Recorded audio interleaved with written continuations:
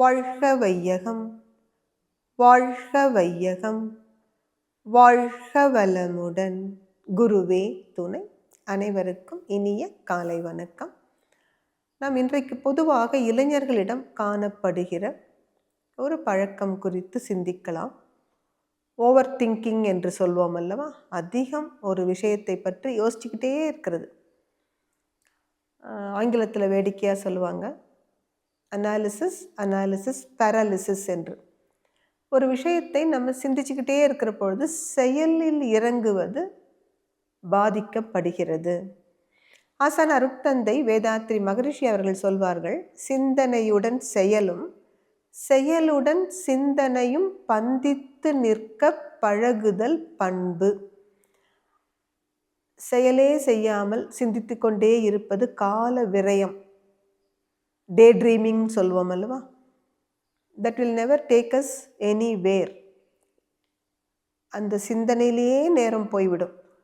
அப்படி இல்லாமல் சிந்திக்காமலே செயலில் இறங்குவதும் ஆபத்து. கட்டாயம் சிந்தனை அவசியம், அதை யாரும் மறுப்பதில்லை. ஆனால் செயலுக்கே போகாமல் ஒரு விஷயத்தை சிந்திச்சுக்கிட்டே இருக்கிறது அல்லது செயல் செய்வதை தள்ளி போடுவது, இதிலிருந்தெல்லாம் நம்ம எப்படி விடுபடுவது என்றால், ஆசான் அருட்தந்தை வேதாத்ரி மகரிஷி அவர்கள் மிக அழகாக ஒன்று சொல்லிக் கொடுக்கிறார்கள். எப்பொழுது இந்த ஓவர் திங்கிங் ப்ராப்ளம் வருதுன்னு பார்த்தீங்கன்னா, only when we don't know how to think right. சரியாக நமக்கு சிந்திக்க தெரியாததால் தான் நம்ம ஒரே விஷயத்தை பிடிச்சு நமக்கு தோன்றின வகையிலெல்லாம் சிந்திச்சுக்கிட்டே போகிறோம். உதாரணம், ஒரு நண்பரை பார்க்கிறீர்கள், நீங்கள் அவருக்கு ஒரு ஹாய் சொல்கிறீங்க.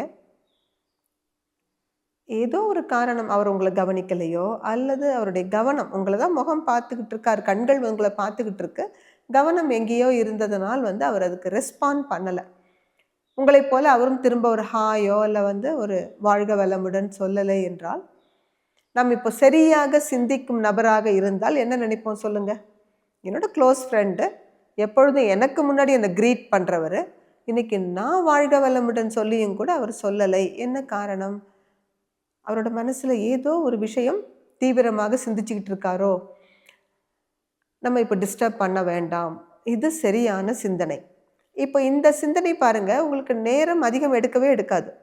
ஒரு சில நொடிகள், இன்னும் சொல்லப்போனால் அதிகபட்சம் ஒரு நிமிஷத்துக்குள்ளே முடிஞ்சிடும். ஓகே, அவர் ஒன்று என்னை கவனிக்கலை அல்லது கவனித்தாலும் அவருடைய சிந்தனை வேற எங்கேயோ இருந்தது. நிச்சயமாக அவர் மைண்ட் ஃப்ரீ ஆனதும் என்கிட்ட பேசுவார். அதோடு அதுக்கு முற்றுப்புள்ளி வச்சுட்டு நம்ம கடந்து போய்கிட்டே இருக்கோம். அப்படி அல்லாமல், ஏன் இவர் எனக்கு இன்னைக்கு பதிலுக்கு ரெஸ்பாண்ட் பண்ணலை? நானும் கொஞ்ச நாளாக கவனிச்சுட்டே தான் இருக்கேன். இன்னைக்கு மட்டும் இல்லை, இவர் இப்படி தான் நடந்துக்கிறாரு. இவருக்கு ஏதோ என்னை பிடிக்கலையா அல்லது யாராவது இவர்கிட்ட என்னை பற்றி தப்பாக சொல்லி கொடுத்துருப்பாங்களோ? இதுதான் ஓவர் திங்கிங். நமக்கு சரியாக சிந்திக்க தெரியாத பொழுது நம்ம என்ன செய்கிறோம்? ஒன்றின் மேல் ஒன்றாக அந்த சிந்தனைகளை அடுக்கி கொண்டே செல்கிறோம். அது இப்படி இருக்குமா, அப்படி இருக்குமா, இங்கேயோட நிற்கிறது இல்லை. இதை போய் நம்ம மற்றவங்கள்ட்டையும் பகிர்ந்துக்குவோம். உனக்கு தெரியுமா என்ன ஆச்சுன்னுட்டு? நானும் பார்த்துட்டே இருக்கேன், கொஞ்ச நாள் என்கிட்ட அவர் சரியாகவே பேசுறது இல்லை, நானாக பேசினாலும் முகம் கொடுத்து பேச மாட்டேங்கிறார். அப்புறம் அவர்களுக்கு தெரிஞ்சதை சொல்லுவாங்க. பாருங்க, எவ்வளவு நேரம் வீணாகிறது, எத்தனை பேருடைய நேரம் வீணாகிறது. இதிலிருந்து தப்பிக்கிறதுக்கு அருட்தந்தை அவர்கள் மிக அழகான ஒரு வழியாக சொல்லி கொடுப்பது தியானம். சுவாமிஜி தெளிவாக சொல்லுவாங்க, ஒன்றி ஒன்றி நின்று அறிவை பழக்க உறுதி நுட்பம் சக்தி இவை அதிகமாகும். ஏன்னா நான் சுலபத்தில் சொல்லிட்டேன், நீங்கள் சரியாக சிந்திக்க கற்றுக்கொண்டிருந்தால் இந்த ஓவர் திங்கிங் பிரச்சனை இருக்காதுன்னு. பட் எப்படி சரியாக திங்க் பண்ணுறது, இதை சொல்லிக் கொடுக்கணும் இல்லை யாராவது? அதுக்குத்தான் அருட்தந்தை சொல்கிறாங்க, நீங்கள் முதலில் ஒரு இடத்தில் உங்கள் மனதை குவித்து நிற்க பழகுங்கள். அப்படி ஒன்றி ஒன்றி நின்று பழகும் பொழுது என்ன நன்மை கிடைக்கிறது? உங்கள் மனசுக்கு உறுதி அதிகரிக்கிறது, நுட்பம் கூடுகிறது, சக்தி அதிகரிக்கிறது. இவையெல்லாம் இருந்தால் அந்த மனம் சரியாக சிந்திக்க முடியும்.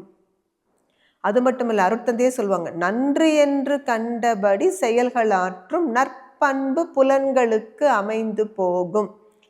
தியானம் செய்கிறதுனால என்ன நன்மை கிடைக்கிறதுன்னு பார்த்தீங்கன்னா, ஏதோ ஒரு சில சந்தர்ப்பத்தால் நாம் மற்றவரை தவறாக எடை போட்டிருந்தா கூட இப்போ திருத்திக் கொள்வதற்கு ஒரு வாய்ப்பு. தியானம் செய்கிற பொழுது மனம் அமைதிக்கு வருவதால் நீங்கள் என்ன யோசிப்பீங்க? ஓ, நான் அவரை பற்றி தப்பாக நினச்சிட்டேன், இனிமேல் அப்படி நினைக்கக்கூடாது. அல்லது அவரை பற்றி இன்னொருவரிடம் நான் தப்பாக பேசிட்டேன், அது செய்யக்கூடாது. இன்றைக்கு ஏதோ காரணத்தால் என் நண்பர் என்னிடம் கடுமையாக பேசிய பொழுது கூட இட்ஸ் ஓகே, என்னோட க்ளோஸ் ஃப்ரெண்டு தான், எப்பவும் பேச மாட்டார், இன்னைக்கு பேசியிருக்காருன்னா அவருக்கு என்ன பிரச்சனையோ தெரியலை என்று நான் சரியாக சிந்தித்திருக்கிறேன். இதை நான் மனசில் பதிய வச்சுக்கணும். இனி எப்பொழுதும் நான் இந்த படியே செயல் செய்ய வேண்டும் என்று நன்மையான விஷயங்களை மனதில் பதிய வைத்து கொண்டு அதையே வாழ்வில் தொடர்ந்து கடைபிடிப்பதற்கும், எதை நாம் செய்யக்கூடாது, தவிர்க்க வேண்டும் என்று நினைக்கிறோமோ அதை தவிர்ப்பதற்கும் அகத்தவம் உங்களுக்கு மிக மிக உறுதுணையாக இருக்கும்.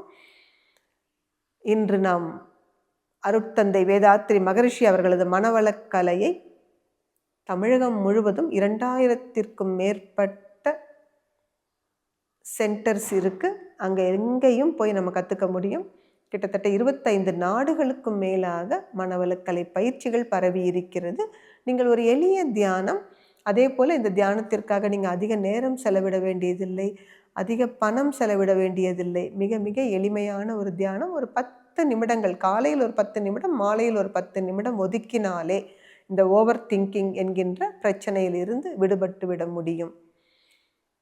அனைவருக்கும் நன்றி. வாழ்க வளமுடன்.